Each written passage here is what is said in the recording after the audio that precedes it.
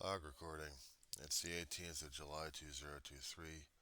It's still 2:33 in the friggin' morning. It's Tuesday. I'm not even live or awake yet, but I'm here. We were John C. Roseman, California. It just kind of pissed me off. I started getting back into the political news yesterday. Oh, God, it was driving me nuts during those days. And what's also driving me nuts is when I've got this song going through my head from the 1960s. Bob Dylan Strikes Again. Hello, America. How are you? Don't you know me that I'm your favorite son? The music of those times were of a different age. We really had a hard time trying to figure us out. Yeah, we did. We really did have a hard time. We didn't know where the hell we were going. We had a problem.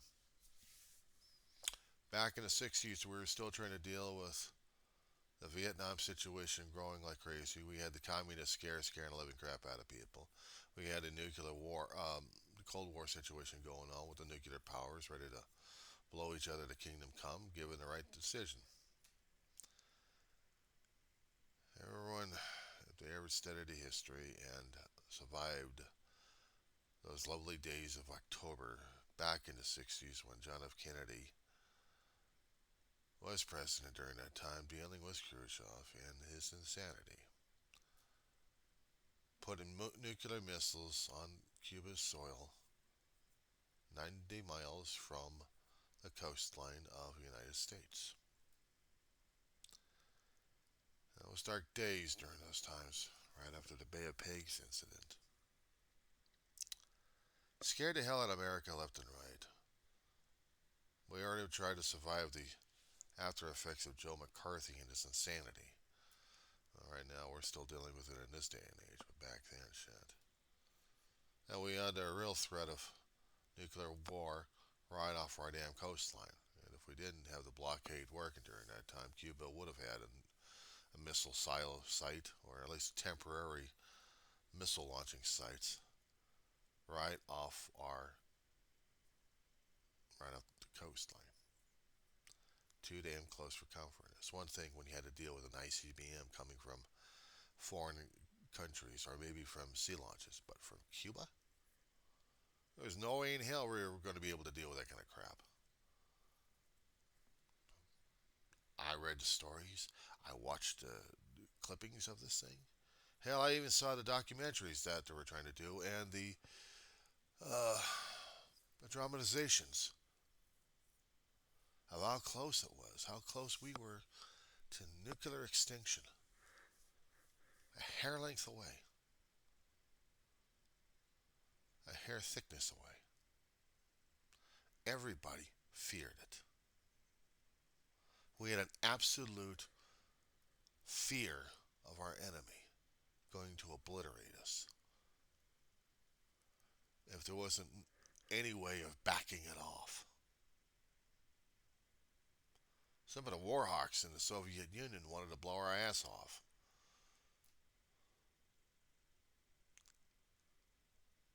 Just get it done and over with. And we also had the same damn thing in our own country. We're ready for our mutual annihilation, mutual armed destruction. MAD was the terminology for it, the acronym. Like in the 50s and 60s, there was a boon for all those pits in the ground, spamming the cans, try to survive the radiation. You needed to do a hell of a lot of digging and not just having a few feet of earth above you. You had maybe 100 feet if you're lucky enough. And had enough thick covering to shield you from the radiation should the blast come. Back in the 60s, they were creating Cheyenne Mountain for a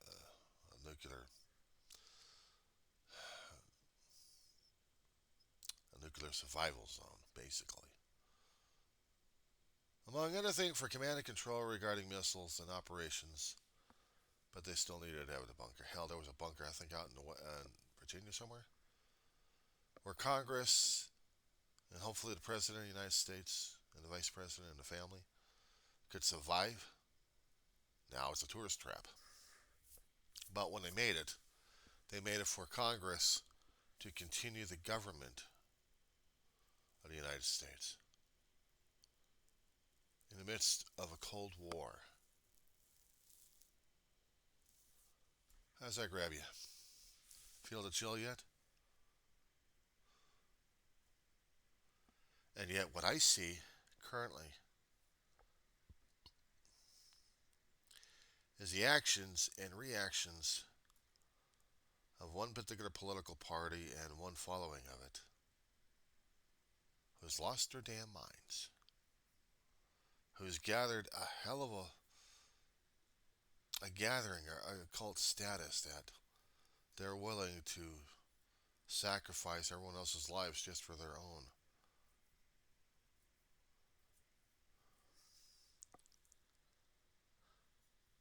I'd mentioned in the other video about Jim Jordan and David Koresh.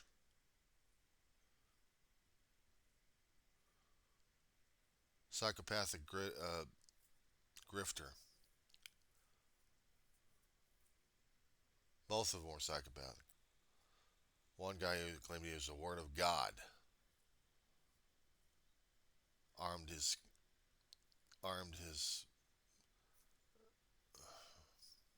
compound with fuel, with ammunition, with food. Promised a lot of things to his followers, and they promised to give their lives to him.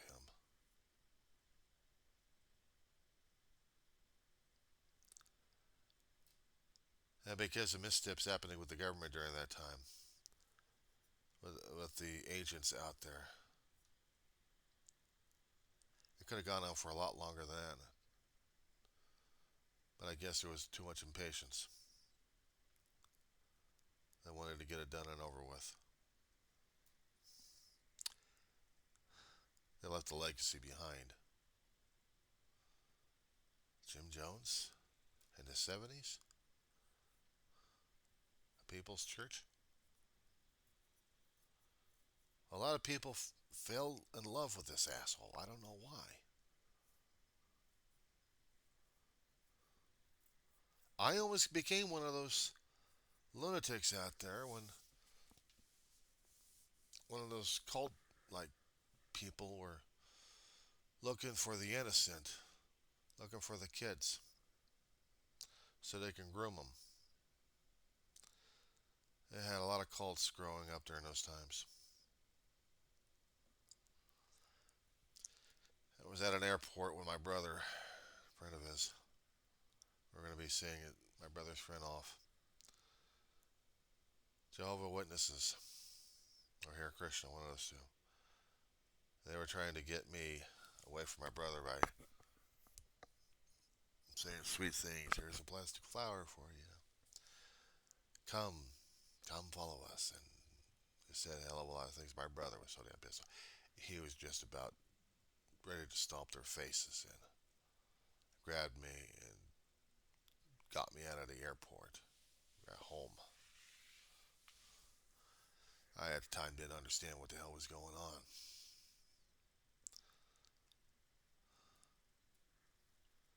I'm glad for my big brother.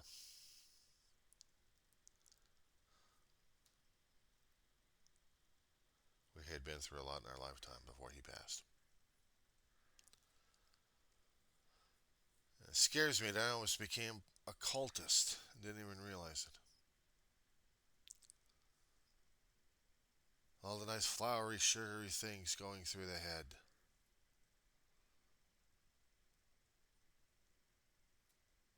Pied Piper. Story,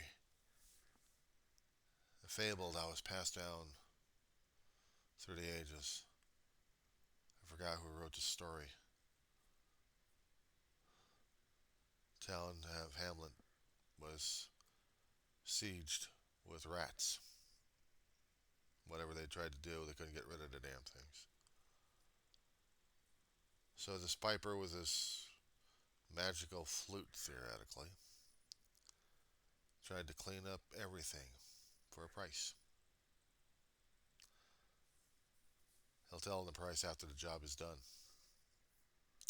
Rats are captured. Rats are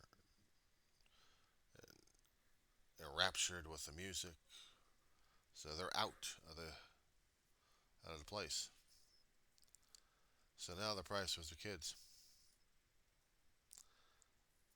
People said no. He insisted. No. Okay, you deal with the rats, and I'll deal with the kids. If I remember this story correctly, the town tried to keep all the kids locked up, but they couldn't. The piper did his tune, hypnotized the kids. They disappeared. According to a film that I saw that they repeated when I was watching this growing up, there was this magical place that this piper had created, or theoretically, entranced all the kids that this was going to be magical for them to play and do stuff left and right. Never grow up. Just be kids. He was going to keep them in a damn cave locked up. He was going to get what he was going to get out of the damn town. But the kids were going to be held hostage. In the movie that I remembered, a lame kid couldn't be part of them.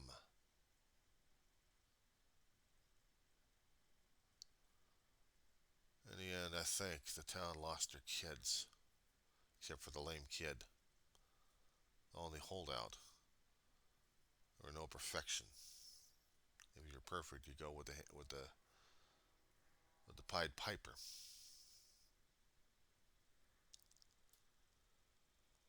I keep thinking about this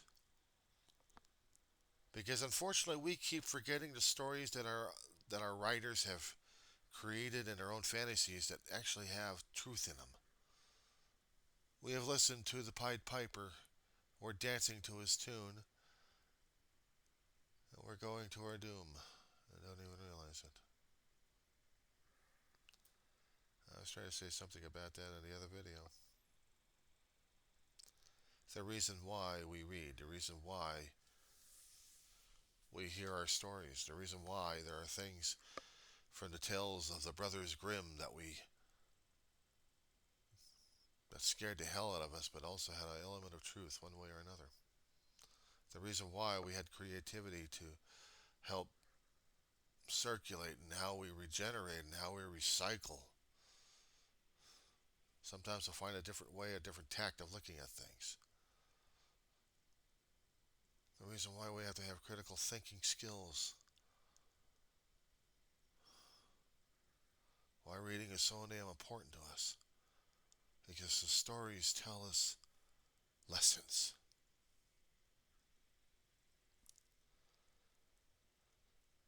It scares me. It kind of horrified me back in 2015 and 2016 when I was taking Political Science 101. I was laughing with the students in there saying, Donald Trump being president of the United States? Nah. Until we had the elections. My brother was shitting in him. My brother was losing his lunch over this one. He was definitely needed to get his clothing changed. We both saw the orange gas bag. We saw the results. And then what the hell happened afterwards? I think I'm in the same situation right now. I can't. I'm sorry. I am not putting the blinders on and laughing my way out of this one. A reality check that keeps smacking me upside the face on this one. Not to mention upside the head, reminding me what the hell back in 2016 was just the start of it. Hell, even earlier than that.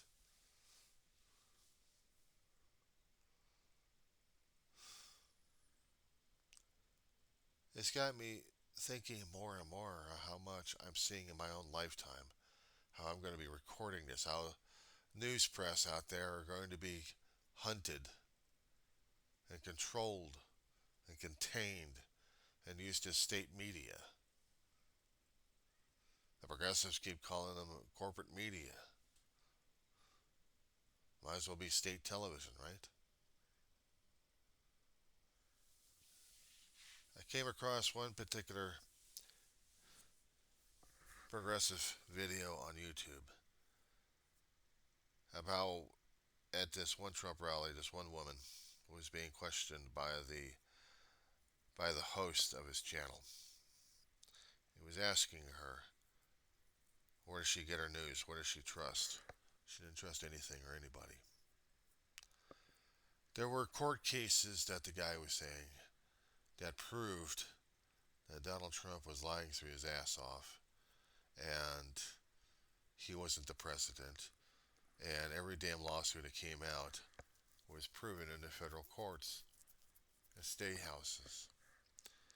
Even the Supreme Court had ruled against Trump. And this one lady says, I don't believe anything of it. I haven't heard. I don't care. I don't believe in it. I listen to alt news. That's more truthful. That's more honest. Well, how do you know? How do you know this is happening? Because we have state documents. We got federal documents. We got documents coming out of the Supreme Court. No, I don't know that. Now, do I? How do I know? I listen to the alt news. Right, the alt news is going to tell you that the sky is falling at this point over here. But you don't. They're looking at the sky and it's not falling. You're going to be saying that the elections were stolen, but it wasn't stolen. We have documented proof left and right. That's not true. That's not true. It's this person's fault. It's that thing's fault. It's. And fill in a blank on that one. It doesn't matter if the truth's right in front of our face. If we're not willing to look at it and understand it for what it is, then what the hell are we doing? What are we doing? Holy crap, we are zombies. We don't even bother to pay attention to what the hell's going on because half our brains are already eaten out by the other poor schmucks who are also zombies. Maybe we are destined to fall because we're sure as hell ain't saying America, make America great again. Screw that noise. Make America alive.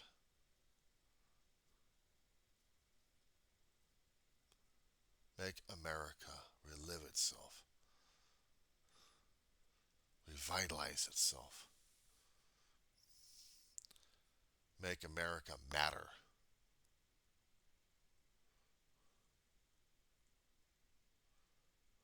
Make America matter.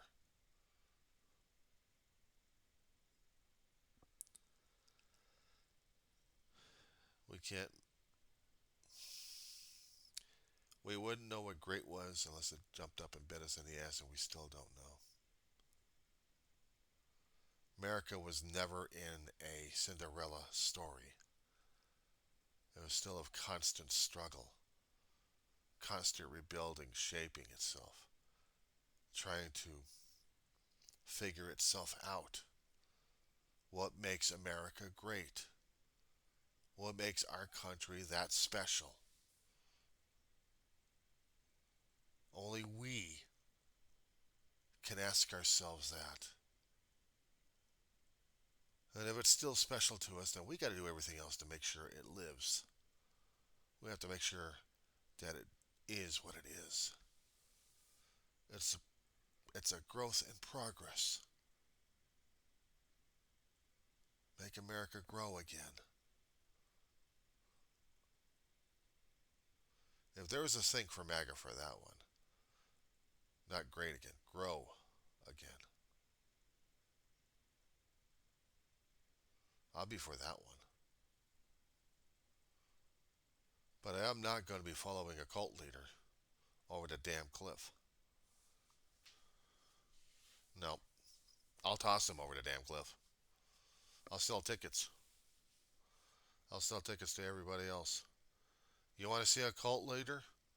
Well, he just went down there and went splat. You want to make this country great again? You want to make this country live again? You want to make America America again? Then we got to pull ourselves together and do this shit. Otherwise, we're going to be joining him down at the ravine. He's splat. Or else he's screaming and yelling his head off saying, "Mommy! Where's my followers?" I will yell back to the guy down below, said, "I'm sorry, who the fuck are you again?" "Make America great again."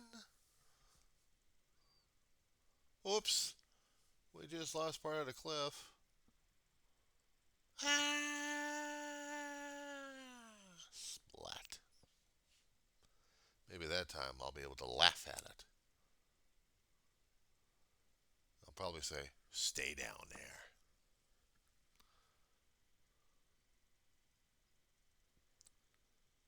I got a problem when it comes down for cult leaders. People are doing the personality. People who they want the show, they want the glitz, they want the glamour. Screw it, give me the meat and potatoes shit. We'll deal with the glitzing and glamoring a little bit later. Let's get the structure done first.